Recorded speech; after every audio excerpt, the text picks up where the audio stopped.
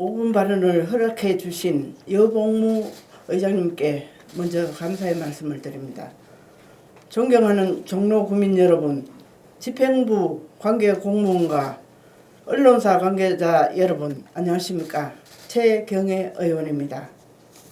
김영종 전 구청장님의 사직으로 종로구청장 권한대행 체제 속에서 오미크론으로 코로나19 확진자는 증폭하고 있으며 지역경제는 극도로 침체되고 있는 위중하고 급박한 위기 상황입니다.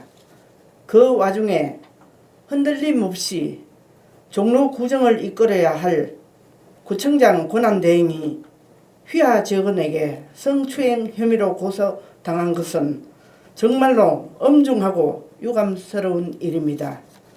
이 사건의 경중이나 사실관계, 경찰 조사 결과를 떠나 이러한 상황을 야기한 구청장 권한대행의 책임은 결코 가볍지 않을 것인데, 사건의 당사자가 직무에서 배제되지 않고 특히 종로구 감사부서의 수장으로서 구정과 조직을 진두지휘하는 업무를 계속 수행한다는 것은 관계 법규 지침이나 이치를 따져도 타당하지 않을 것입니다.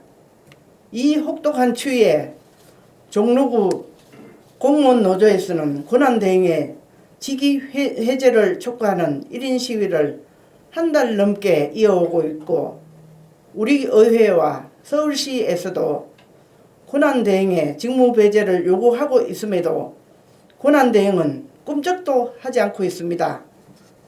강필룡 권한대행은 혹여 억울하다 생각할지 몰라도 과거 성비 의심만으로도 부하 직원을 즉각 직위 해제하였던 장본인으로서 정작 본인의 경우에는 버티기로 일관하는 모습에 전형적인 내로남불이자 권한대행으로서도 책임감으로는 티끌도 찾아볼 수 없는 처신으로 비난받아야 마땅하다고 생각합니다.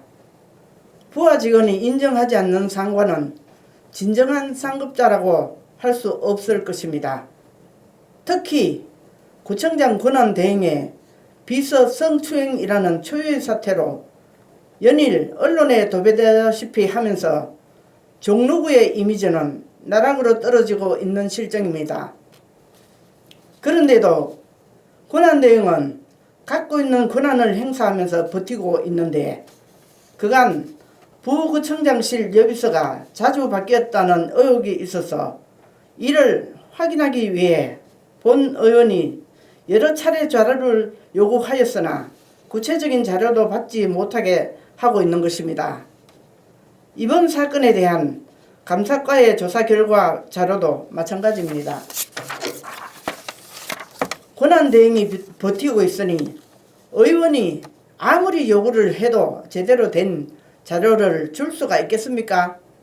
그리고 감사나 조사를 제대로 할 수가 있겠습니까?